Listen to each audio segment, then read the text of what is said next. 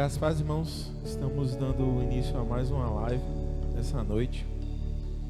Que você possa estar fechando seus olhos, convidando toda a sua família, onde você estiver, seus amigos. E nós vamos dedicar esse pequeno momento para louvar e engrandecer o nome do nosso Deus. Antes de mais nada, compartilhe esse link, curta a nossa live, para que possamos estar propagando ainda mais a mensagem de Deus. Quando nós vamos cantar, inicia assim: só pra te adorar e fazer teu nome grande e te dar o louvor que é devido. Estamos nós aqui.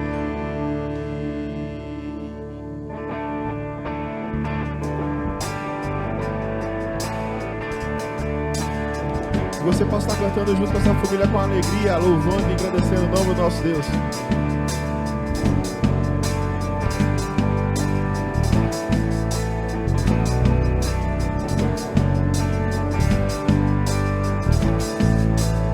Vamos lá?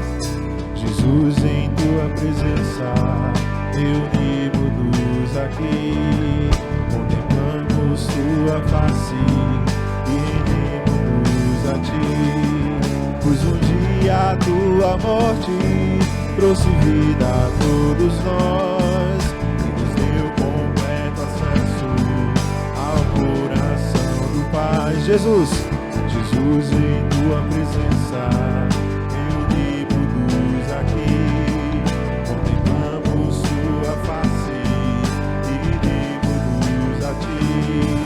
Pois um dia a tua morte trouxe vida a todos nós e nos deu completo acesso ao coração do Pai. O véu que separava já não separa mais. A luz que outrora apagada agora brilha e cada dia brilha mais. Só pra te fazer teu nome grande e te dar o louvor que é devido. Estamos nós aqui.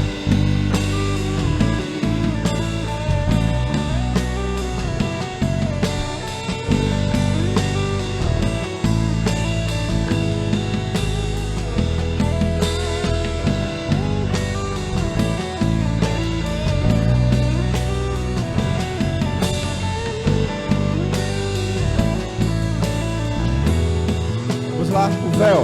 E o véu que separava já não separa mais. A luz que outrora apagada agora brilha e cada dia brilha mais. Só pra te adorar, fazer teu nome grande e te dar o louvor que é devido.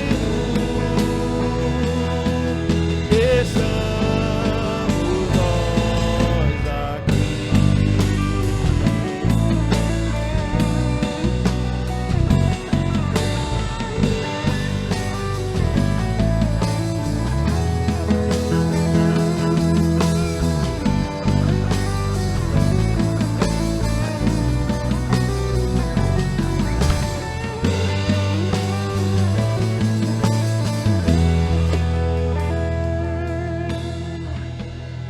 Te agradecemos, ó Deus, te agradecemos por ter enviado o teu Filho Jesus, que foi sacrifício em meu lugar, em seu lugar, E hoje nós podemos ter livre acesso ao Pai, nós podemos adorar, nós podemos cantar, nós podemos orar e falar com Deus através do sacrifício de Jesus Cristo que rasgou aquele véu. E o Senhor, Ele sonda os nossos corações. O Senhor, Ele sabe o que eu tenho, o que eu preciso, o que eu quero e o que é melhor para mim. Ele sabe o íntimo do meu coração, Ele sabe o íntimo do seu coração. E que nós possamos estar pedindo para que Deus nos use, pedindo para que Deus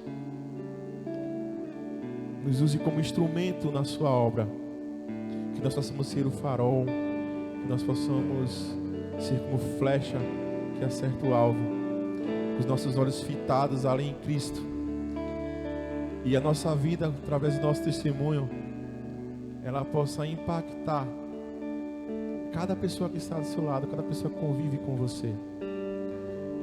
Que nós possamos estar orando, cantando essa música nesse momento, que ela fala sobre o Senhor nos sondar, o Senhor nos melhorar, nos lapidar e depois nos usar para a sua obra. Que você possa estar fechando seus olhos e possa estar cantando juntamente conosco aqui.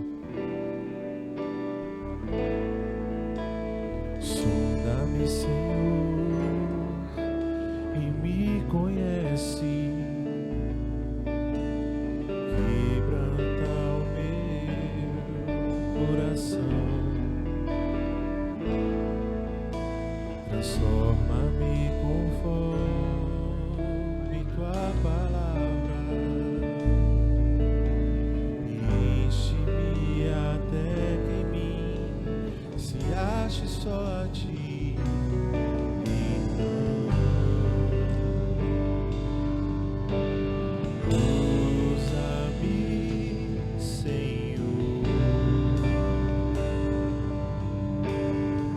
Usa-me como um farol que brilha à noite, como ponte sobre as águas, como abrigo no deserto, como flecha que acerta o alvo. Eu quero ser usado da maneira que te agrade, qualquer hora e em qualquer lugar. Eis aqui a minha vida, usa-me, Senhor, usa-me.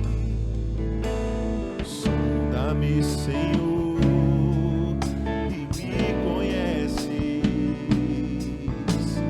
Quebranta o meu coração. Transforma-me conforme a tua palavra. Enche-me até que em mim se ache só a ti. Usa-me, usa-me, Senhor.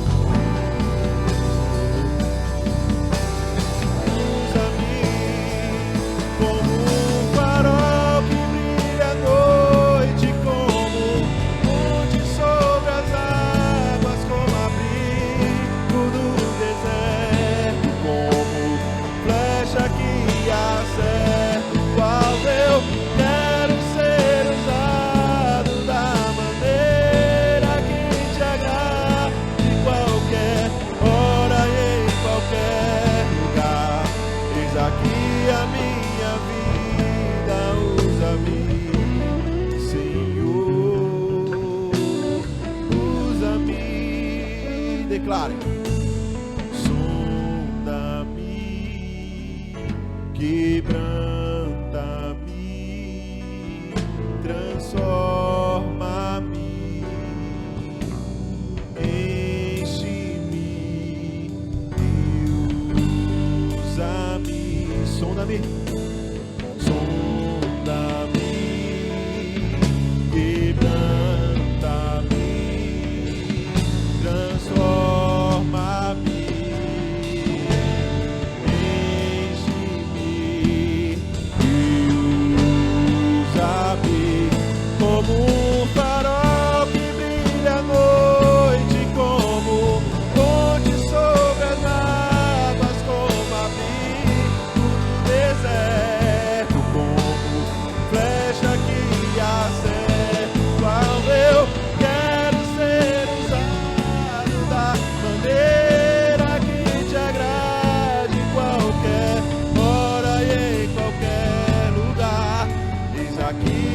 minha vida, usa-me, Senhor,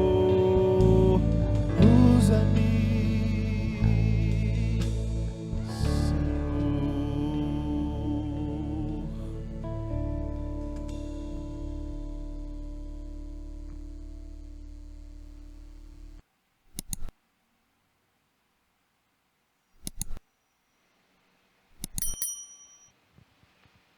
Graça e paz, queridos irmãos. Para a glória de Deus, estamos mais uma vez unidos e reunidos para prestarmos o nosso culto de louvor e adoração ao santo nome do nosso Deus e Pai, através desta live da nossa igreja, a Igreja Evangélica Congregacional de Cavaleiro, situada na cidade de Jaboatão dos Guararapes, onde a pátria nasceu. Que Deus possa nos abençoar e que possamos crescer em conhecimento diante de um Deus tão grande a quem nós servimos. Crescer com certeza em intimidade, em conhecimento da pessoa do nosso Deus. A palavra de Deus diz: conheçamos e prossigamos em conhecer ao Senhor. É um imenso prazer estarmos então adorando a esse Deus e compartilhando da riqueza da palavra de Deus. Estaremos ouvindo uma mensagem que está vindo do coração de Deus para as nossas vidas. E com certeza, eu e você, nós seremos abençoados por esta palavra. Estamos dando um aviso para todos os amados irmãos, acerca do dia 26 deste mês. 26 de junho é o nosso primeiro encontro de casais de forma presencial. Não só para os casados, mas para os noivos e os que estão se preparando aí através do namoro. As nossas lives, elas continuarão até o dia 13, próximo domingo, conforme o decreto do nosso governo. Estaremos todos unidos e levantando um clamor durante esta semana em favor daqueles que estão sendo vitimados, que estão enfermos por conta desta pandemia da Covid-19. Temos notícias de hoje que mais um pastor nosso conhecido, o João Damasceno, também ex-aluno do nosso seminário, ele foi acometido dessa doença. Então, mais do que justo estarmos orando e clamando a Deus por todos aqueles que estão sofrendo por conta desta enfermidade. Nós vamos então apresentar a Deus a vida dos amados irmãos, orando neste momento.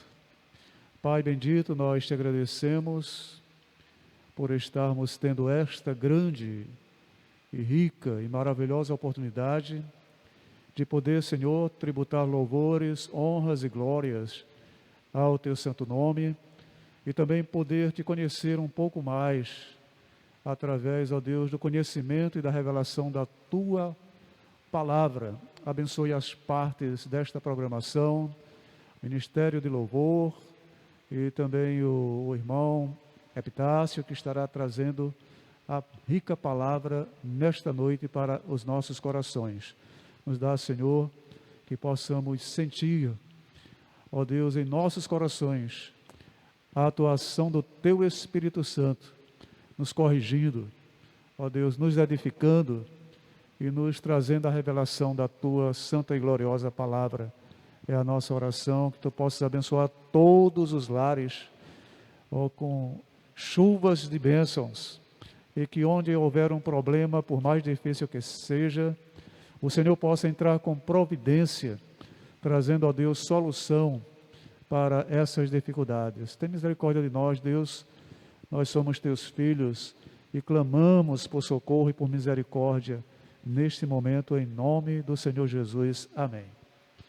Quero convidar os amados a abrirem a palavra de Deus no Salmo 139. E esse salmo ele é riquíssimo, é belíssimo. E nós vamos fazer então a leitura de alguns versículos. Se você tiver uma Bíblia, mesmo que você esteja em sua casa, bem à vontade, com certeza participando deste culto, você possa abrir a Bíblia no Salmo 139, louvor à onisciência de Deus, um salmo de Davi.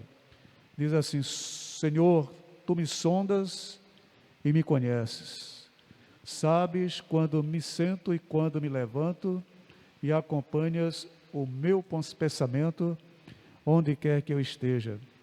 Discernes minha caminhada e a minha pousada, e estás a par de todos os meus intentos, porquanto a palavra ainda não chegou à minha língua, e tu, ó Deus, ó Eterno, já a conheces completamente. Tu me envolves por trás e pela frente, e pões sobre mim a tua mão. Tal conhecimento é para mim demasiadamente maravilhoso, tão elevado que não posso compreender totalmente. Para onde poderia eu fugir do teu Espírito? Para onde poderia escapar da tua presença? Se eu escalar o céu, aí estás. Se me lançar sobre o leito da mais profunda sepultura, igualmente aí estás. Se eu me apossar das asas da alvorada e for morar nos confins do mar, também aí tua mão me conduz, tua destra me ampara. Se eu cogitar as trevas, ao menos haverão de me envolver, a luz ao meu redor se tornará em noite. Constatarei que nem as mais densas trevas são obscuras para o teu olhar, pois a noite brilhará como o meio-dia, porquanto para ti as trevas são luz.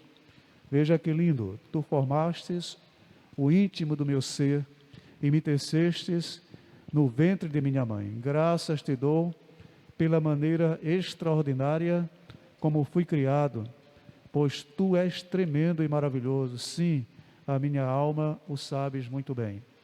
Versículo 23, sonda-me, ó Deus, e conheces, analisa o meu coração, examina-me e avalia as minhas inquietações. Vê se há em mim algum sentimento funesto e guia-me pelo caminho da vida eterna. Que esse texto tremendo, né, possa fazer parte das nossas vidas e Deus nos edifique através da sua palavra. Possamos assim louvar ao Senhor em nome e por amor de Jesus. Nós vamos participar de um louvor através do cântico de um dos nossos salmos e hinos. Nós vamos cantar a música do Salmos e Hinos de número 244, 1000 vezes 1000 louvores. Glória,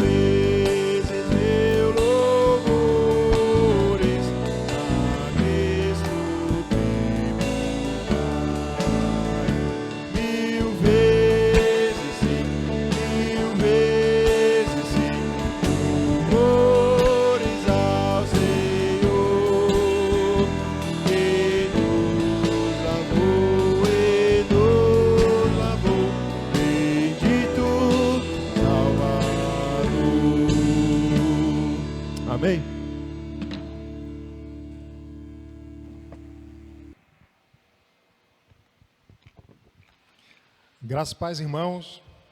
Estamos muito felizes com mais uma manhã na presença do Senhor.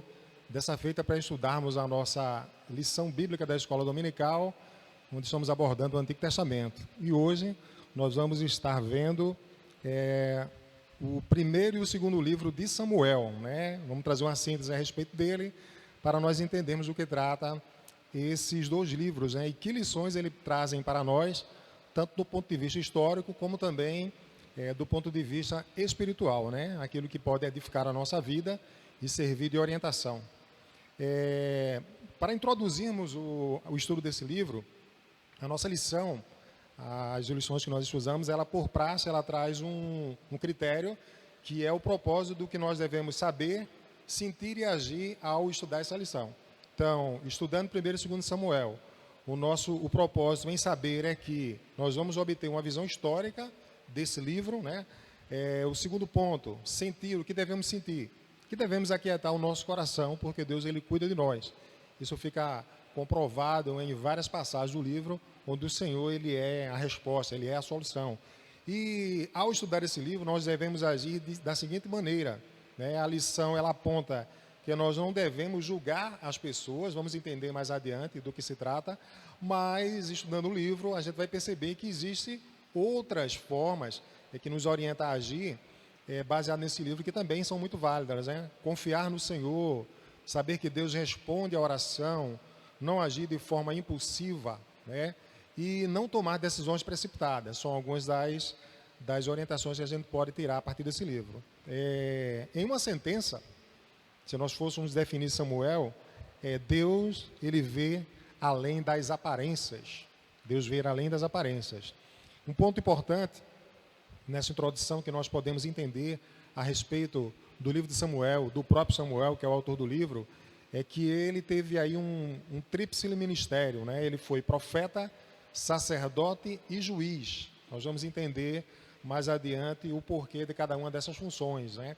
Então, Samuel teve ali uma função importantíssima naquele início da formação da nação de Israel, sendo profeta, sacerdote e juiz. O livro de Samuel, 1º e 2º Samuel, ele vai trazer a narração histórica de Israel, o período em que Israel deixa de ser um grupo de tribos, uma confederação de tribos, e passa a se tornar um reino, né? Passa a se tornar uma monarquia. Isso fica bem claro, esse período de transição, como também as implicações que vieram a partir dessa mudança que veio de um desejo do próprio povo. Compreender o livro de Samuel, essa parte histórica da Bíblia, esse início da monarquia dos reis de Israel, vai ajudar o estudioso da Bíblia a compreender Israel desde a sua fundação até o período do exílio, que vem muito mais lá na frente, mas a compreensão desse livro, desse período da monarquia de Israel, vai trazer para você a informação necessária para que você entenda esse período inteiro da nação de Israel, da fundação até o exílio. Na nossa lição nós vamos estudar também que Israel no início ele era uma teocracia, né? Passou de teocracia para monarquia. Teocracia era o período em que Deus era o governante do povo, né? E aí o povo, por um motivo que nós vamos ver mais adiante, ele resolveu mudar, né? Tirar Deus do seu lugar. Deus não era mais o rei e queria um rei humano, igual as nações ao seu redor também tinham. Então, esses dois livros ele vai mostrar essa mudança de teocracia para monarquia, né? A monarquia ali onde havia um rei e onde o poder ele passou a ser então hereditário, sendo a descendência daquele rei quem iria governar sobre o povo. E nós percebemos ao longo do livro, dos livros de Samuel e também dos livros históricos de Israel, que isso não foi uma decisão que gerou bons frutos, né? Basta a gente observar, por exemplo, os reis que vieram aí dessa monarquia, dessa nova dinastia que surgiu, que foram reis extremamente perversos, né, cruéis, que não adoravam o Senhor. Temos aqui alguns que nós podemos citar, que seriam os 4 piores reis de Israel, né? O rei Acabe, Roboão, Manassés e Acais. Todos eles, né, que vieram a partir dessa mudança, que tiveram ali o direito ao trono e que, além de terem oprimido o povo, né, ignoraram o Senhor, fizeram coisas abomináveis, né? Então, essa troca que Israel resolveu fazer de teocracia para a democracia, para a monarquia, ela se mostrou bastante desastrosa, né? O autor do livro é o próprio Samuel. Ele foi escrito aproximadamente entre o ano de 970 a 1100 a.C.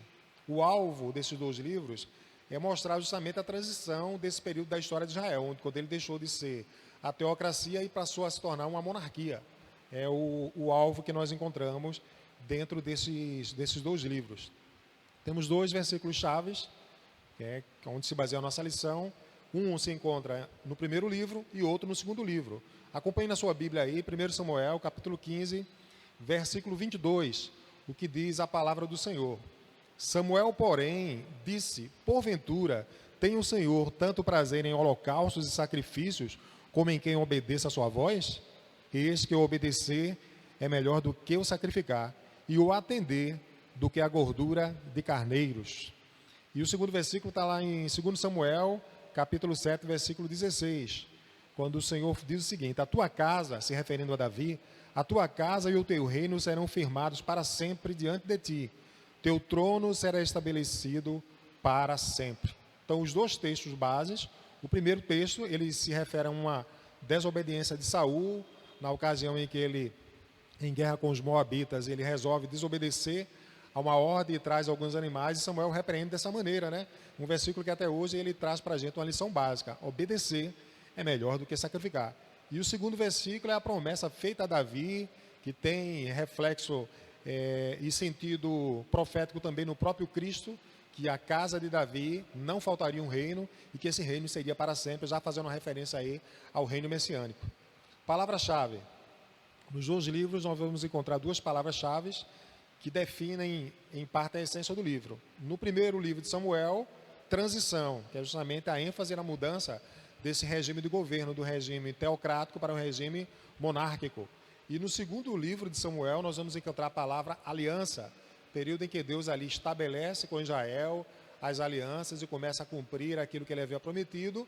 Em contrapartida, o povo teria que andar nos seus caminhos e confiar no Senhor. Um ponto interessante que nós encontramos é que Samuel são dois livros, mas originalmente era apenas um livro.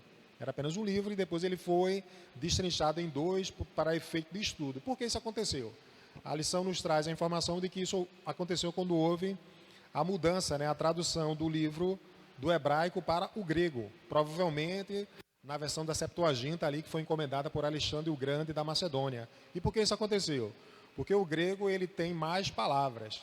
Às vezes, para poder definir uma expressão, uma frase, dependendo do idioma, você não tem palavras adequadas e tem que expandir um pouco mais. Nós podemos ver um exemplo prático disso no nosso idioma e no alemão.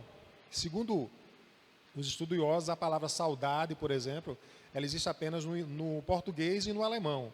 Então, qualquer outra língua estrangeira que for tentar traduzir uma obra brasileira e se deparar com essa palavra, talvez ele só consiga transmitir a mesma ideia escrevendo uma frase, uma expressão. Então, por isso é que às vezes pode ser que um texto ele passe a ter mais caracteres, mais palavras, por conta de não haver palavras ao pé da letra para definir aquela expressão. Provavelmente isso ocorreu quando os livros da Bíblia, não somente Samuel, foram traduzidos para o grego. Houve a necessidade de se expandir. Então, eles aproveitaram e colocaram os dois livros, cada um abordando um período específico da história de Israel. O período da transição e, mais tarde, o período da aliança ou da expansão do reino.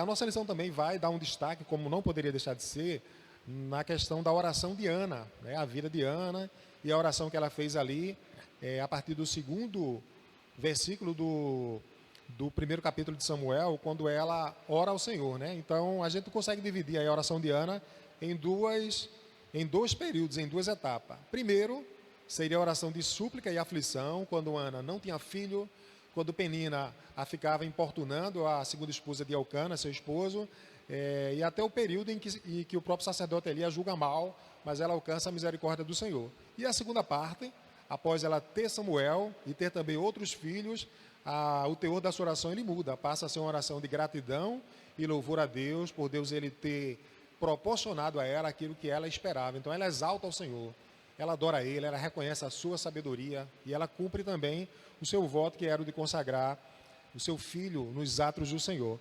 Então, a oração de Ana se divide em duas partes. Primeira parte, súplica e aflição. Segunda parte, gratidão e louvor ao Senhor. A história de Samuel. Nós vemos a história de Samuel narrada nos dois livros, 1º e 2º Samuel, trazendo não apenas a sua parte de nascimento, mas já a parte da promessa de Deus, a parte da súplica de Ana. Samuel ainda nem existia, mas Ana já orava ao Senhor pedindo um filho varão e prometendo que consagraria ao Senhor. E nós vemos ali o nascimento de Samuel de uma forma milagrosa, Deus operando milagres, sendo misericordioso sobre uma mulher que não tinha como ter filho, né? E nós vemos a infância de Samuel, os primeiros anos sendo criado com a sua mãe, mas logo após ser desmamado, sendo levado para ser criado nos atos do Senhor, ali aos pés do sacerdote Eli, aprendendo o ofício, né? E conhecendo também o Senhor. Aquela história muito conhecida quando Deus fala com ele, né? Quando ele é ainda bem pequeno. Samuel teve um ministério triplo, como nós já vemos. Foi profeta, sacerdote e juiz de Israel, né? Exerceu todos esses ministérios.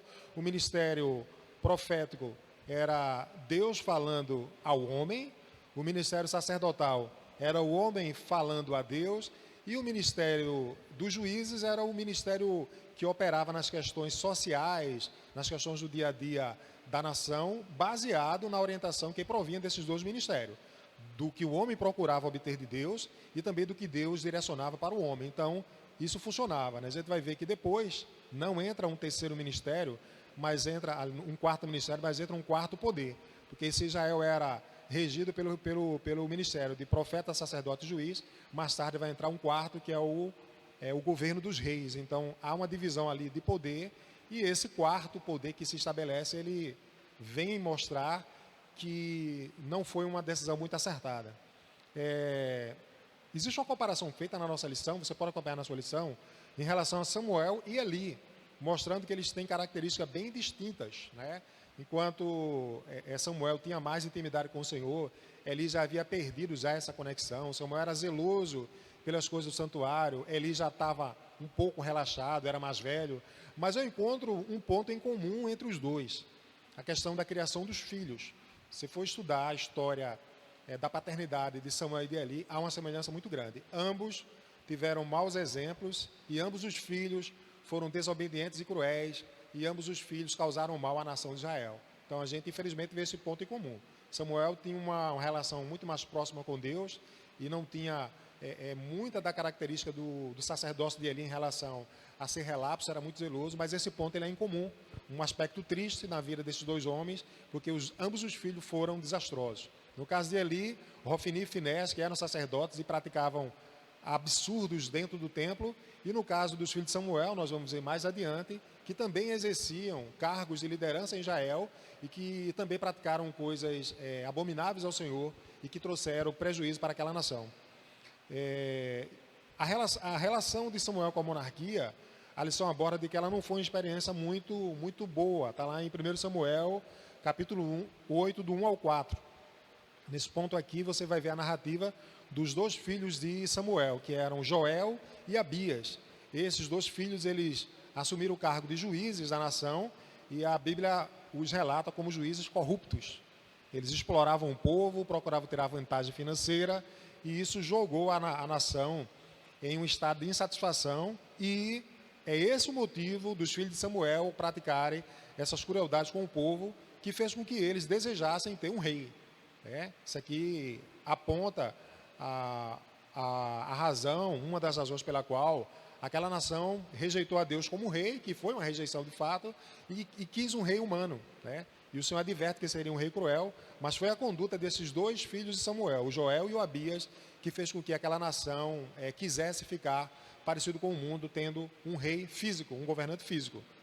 Existe também um paralelo feito aqui no livro de nossa lição entre os dois primeiros monarcas de Israel, Saul e Davi, né? Porque a gente vai ver que os dois livros eles narram esse período em que Saul foi eleito o primeiro rei e depois Saul se perde, né, no governo, abandonando inclusive os preceitos do Senhor. E tem também a ascensão de Davi, de onde se começa de fato a dinastia de Israel, né? A monarquia e aquela herança hereditária ela começa em Davi. Deveria ser a partir de Saul, mas Saul ele se perde e a Bíblia diz que Deus o rejeitou para governar sobre Israel. Então, fazendo um paralelo entre os dois reis, a gente tem alguns pontos bem interessantes. Saul, ele cuidava de jumentos. Saul cuidava de jumentos, pastoreava jumentos. Davi pastoreava ovelhas. Saul era da tribo de Benjamim. Davi era da tribo de Judá. Saul foi rejeitado, infelizmente, para governar sobre Israel, enquanto Davi era um homem segundo o coração de Deus. Então são diferenças bem gritantes entre esses dois reis, né? Saul, ele foi atormentado por um espírito imundo, enquanto Davi, em mais de uma ocasião, foi apoderado pelo Espírito Santo, pelo Espírito do Senhor, para executar tarefas ali grandiosas em algumas ocasiões. Então, assim, há realmente um abismo entre um e outro, quando a gente compara, apesar de Davi ter tido seus erros também, mas a conduta de um e de outro, a relação de Deus entre um e outro, ela é bastante distinta. E por último, fazendo a comparação entre esses dois reis, nós vemos o caráter de cada um. E aí é que o abismo se torna ainda mais saliente. Saul era um homem fraco de caráter. Saul, quando ele voltou da batalha com aquele povo que Deus tinha dito que era para exterminar, que ele trouxe os bois, os animais, e que Samuel o enfrenta, né, o confronta, ele não tem coragem de assumir uma postura mais firme. Ele vai dizer que estava trazendo os animais para sacrificar ao Senhor. Ele não tinha resposta firme. Mais tarde, quando o reino dele já está desmoronando, ele vai procurar uma feiticeira, uma pitionisa, para consultar os mortos para tentar obter alguma resposta. Enquanto Davi era um homem que tinha convicção, vida com o Senhor, né? E a gente vê lá na ocasião em que Eliabe, o seu irmão mais velho, o repreende quando ele está lá no campo de batalha, Davi nem sequer responde a ele, né? E um outro ponto também que a gente vê a questão do caráter, da coragem de um e de outro, é na ocasião do gigante Golias. Onde é que Saul estava? Dentro da tenda, amedrontado com toda a nação. E quando Davi chega no campo de batalha, que escuta aquele gigante bradando e desafiando, o que é que Davi diz? Quem é esse incircunciso para afrontar o exército de 2.000? E Davi se prontifica a lutar com aquele homem, né? Tal era a confiança que ele tinha, não na sua própria força, mas em Deus, né? A intimidade do homem com Deus, ela faz essa diferença. Faz com que um se encolha com medo e outro tenha coragem de enfrentar os desafios da vida e assim superá-los. Então, assim, existe realmente uma diferença gritante entre esses dois monarcas, que a lição deixa bem clara e que, examinando a vida de cada um, nós podemos observar exatamente para estar adotando ou não conforme o teor dessa característica dele para a nossa vida, né? Exemplos negativos com Saul que não deve ser seguido, exemplos positivos em Davi que devem fazer parte da vida do crente, né? A nossa lição também vai trazer o destaque de que está presente nos dois livros algumas figuras, né, coadjuvantes que não figuravam como figuras principais, mas que o seu nome é muito claro nos dois livros, em 1 e 2 Samuel, e que cada um deles tiveram ali papéis importantes, né? O Jonatas, por exemplo, né, que era o filho de Saul, amigo de Davi, que se colocou contra o pai e protegeu Davi em várias situações ali, amava Davi, né? Davi lamentou a sua morte. Então Jonatas é um nome que aparece em destaque. Um outro nome que também vai aparecer nos dois livros é o Abiatar. Abiatar era um sacerdote que havia sobrevivido ao massacre que Saul tinha feito com os sacerdotes gibeonitas, porque Davi, quando estava fugindo do próprio Saul, Davi entrou no templo e deram a ele a espada de Golias e deram uma parte do pão da proposição. E aí Saul matou todos eles e Abiatar fugiu. E Abiatar depois acaba reconhecendo Davi como rei legítimo. Esse nome aparece também no livro. Existe também uma mulher que é pouca mencionada, mas que também tem um papel de destaque na história do reinado de Davi, que é Abigail. Essa mulher, se você for ler a história dela, está lá em 1 Samuel, capítulo 25. Ela era casada com um homem chamado Nabal. E a Bíblia descreve esse homem como um homem perverso e duro. Um homem perverso e duro. E o que aconteceu na questão da história de Abigail? Simplesmente Davi já era rei, e em uma determinada ocasião, Davi requisitou desse homem Nabal, que era um homem rico, que ele doasse algumas ovelhas para que servisse para um propósito que o rei tinha. E ele simplesmente não atendeu a voz do rei, como até foi irônico e debochado, dizendo o seguinte: quem é Davi? E quem é Jessé? Né? E essa resposta grosseira dele chegou aos ouvidos de Davi, e Davi já estava juntando ali parte do seu exército para ir massacrar Nabal, para matar todo mundo. Mas aí a esposa de Nabal, Abigail, que é apontada como uma mulher sábia e sensata, ela se antecipa, toma alguns presentes, vai ao encontro de Davi e consegue ali fazer com que Davi mude de ideia, né? A lição aponta que Abigail conseguiu fazer com que um homem tolo, Nabal, né, não sofresse consequência, e que um homem precipitado, Davi nesse momento foi precipitado, também não tivesse ali alguma atitude que tivesse consequências desastrosas. Davi, ele reconhece a sabedoria dessa mulher e não tome essa medida em relação a Nabal. Temos também Joabe. Joabe era o sacerdote de Davi, que cumpriu ali um papel importantíssimo na ascensão de Davi ao trono, mas que cometeu alguns erros, né? Um deles foi ter assassinado o general de Saul, que havia matado seu irmão em guerra e Davi havia proibido. Joabe era muito leal, mas Joabe não media consequências das coisas, né? E no final da sua vida, Davi autoriza, né? Determina que Joabe seja executado justamente por ele ter matado o irmão do general de Saul fora de guerra, quando Davi tinha dado a ordem de que não o fizesse. E por último, outra figura, outro coadjuvante muito conhecido na história do reinado de Davi e também nos livros de 1º e 2º Samuel, é Absalão, aquele filho bonito de Davi que conspirou contra o pai, que nós já conhecemos muito bem a história dele, né? Então, esses personagens aí, eles aparecem nos 2 livros, Jonatas, Abiatar, Abigail, Joabe e Absalão. Sugiro a você que depois pesquise e vá estudar um pouco sobre a vida de cada um deles, porque como os personagens bíblicos, todos eles têm o que nos ensinar, sobre como nos conduzir, sobre a nossa confiança no Senhor, sobre a nossa relação com o próximo, sobre o que devemos ou não fazer. E o último ponto, irmãos, para encerrarmos essa lição, é uma abordagem bem breve. A conclusão que nós temos do livro é que esse livro ele traz aí uma narrativa histórica, né? E ele mostra ali o plano de Deus para a nação de Israel, ele mostra a consolidação de Israel ali como um reino, né? Como uma monarquia, né?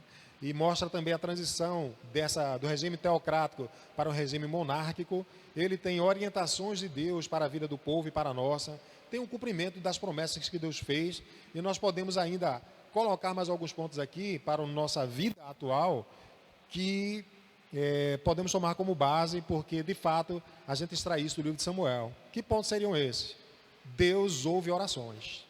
Deus ouve orações, né? E o maior exemplo que nós temos é a questão de Ana, né? Aquela mulher que orou ao Senhor, que pediu por algo impossível, mas Deus ele atendeu a sua oração, né? Restabeleceu a sua saúde, permitindo que ela tivesse filho, né?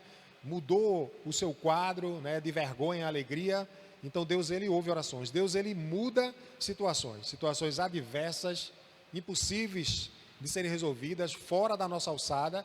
Deus ele também muda situações, e o caminho para isso é a oração, é buscar a sua presença. Deus ele faz milagres, Deus ele opera milagres, Deus faz o impossível na nossa vida, né?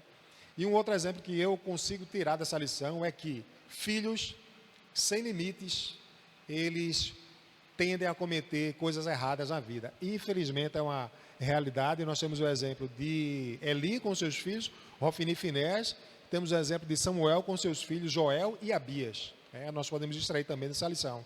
E devemos tomar cuidado com as nossas escolhas, baseado no exemplo do povo, que apesar de estar sofrendo perseguição ali nas mãos dos juízes Joel e Abias, se precipitaram e aí pediram um rei, quiseram ficar igual ao mundo, e Deus concedeu, né? Então devemos tomar cuidado com aquilo que nós pedimos, sem orientação, sem oração, por precipitação, porque Deus ele pode conceder alguma coisa que nós pedimos e talvez não seja o melhor para as nossas vidas, tá bem?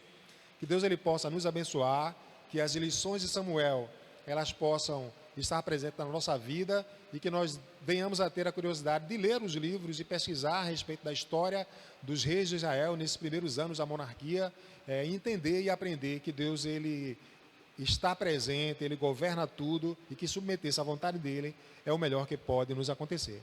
Deus ele nos abençoe em nome de Jesus.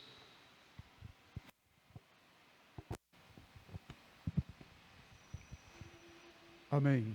Deus continue abençoando ao nosso querido e amado professor Epitácio, a quem de forma particular, né, chamamos de o mestre da nossa igreja, e Deus também avive, né, o dom que está em sua vida, e que essa dedicação que ele tem em nos trazer mensagens tão ricas, Deus possa estar multiplicando o seu dom e os seus talentos. Abençoe também a sua casa, a irmã Jaqueline, a Heloísa e o Benjamin, que são os filhos e a esposa do irmão Epitácio. Queremos, nesta parte conclusiva, já vamos impetrar a bênção dos apóstolos, lembrar então dos nossos pedidos de oração. Pastor Braz, ali da Igreja do Cabo,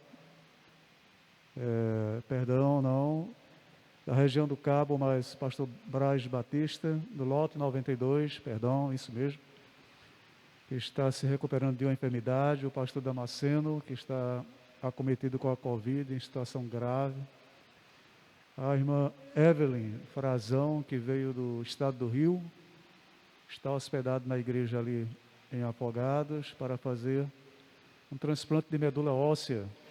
Que Deus abençoe a vida dessa irmã e que possamos estar orando por esta cirurgia. Pastor Lourenço, da Igreja Congregacional do Rio Doce, ele está se recuperando de uma cirurgia muito delicada. E o pastor Sandro, nosso pastor, ele está com dengue, né? A dengue está assolando aqui a cidade de Recife, Jaboatão e os bairros aqui da região metropolitana. Deus abençoe e possamos lembrar de todos aqueles que estão enfermos e em lutas. Deus te abençoe, querido irmão. A sua casa esteja sendo tremenda, abençoada nesse início de semana. Oremos. Pai bendito, te louvamos por este momento de louvor e adoração e o aprendizado da tua santa e gloriosa palavra. Possas, ó Deus, nos abençoar todos os lares, mais uma vez, nós assim te pedimos. E que a graça do Senhor Jesus, o amor de Deus Pai, a comunhão e a unção do Espírito Santo de Deus estejam sendo derramadas em nossas vidas, e assim todos os servos de Deus, hoje e para sempre. Amém. Deus te abençoe.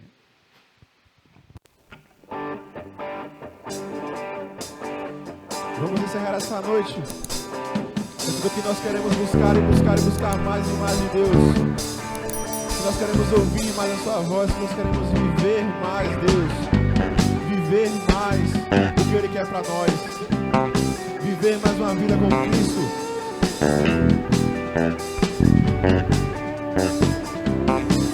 Vamos lá. Te busco, te procuro, ó Deus. Silêncio. Silêncio, tu estás. Eu te busco, toda hora espero em ti. Vou te seguir, conhecer-te eu quero mais. Senhor, te quero ouvir tua voz. Senhor, te quero mais. Quero tocar-te. Quero tocar-te. Papai, eu quero ver. Senhor, te quero mais. Prosseguindo. Para o alvo eu vou. A coroa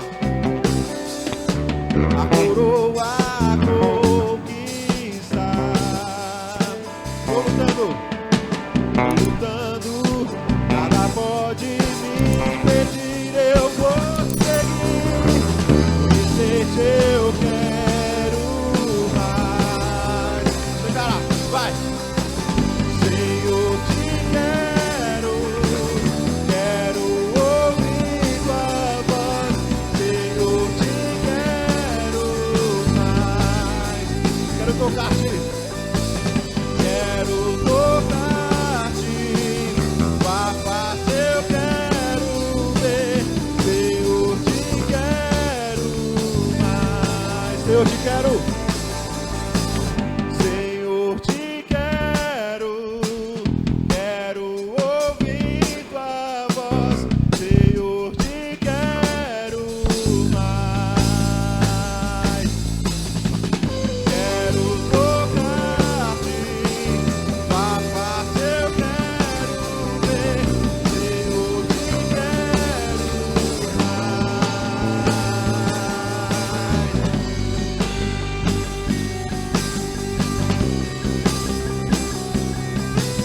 seja nosso desejo todos os dias, de querer buscar e conhecer mais e mais do que Deus tem para as nossas vidas, do que Deus tem para a minha vida e do que Deus tem para a tua vida. Amém?